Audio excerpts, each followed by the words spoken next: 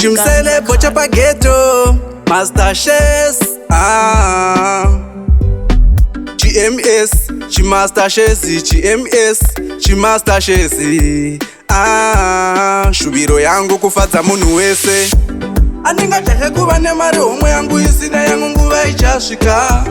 saka bhebhi svika pachifuva changu ndikudze zvese zviri mupfungwa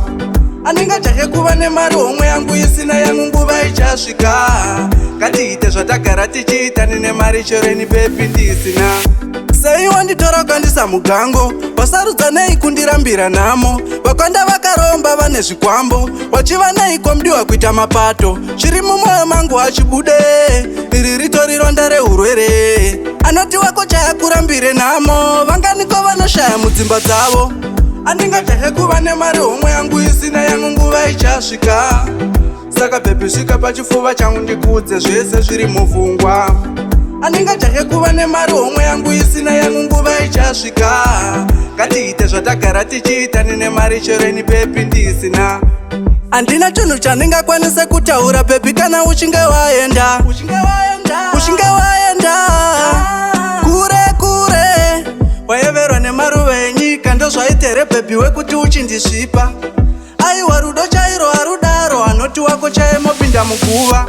andingajahe kuva nemari homwe yangu isina yangu nguva ichasvika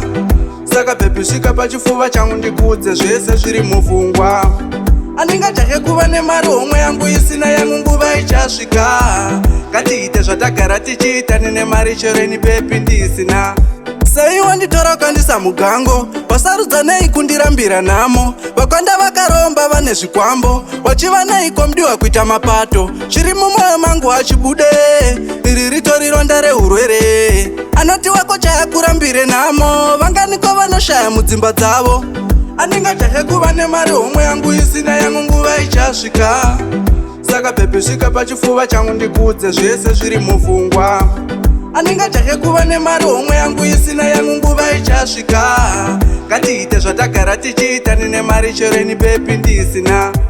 andingajahe kuva nemari homwe yangu isina yangu nguva ichasvika saka bhebhi svika pachifuva changu ndikudze zvese zviri mupfungwa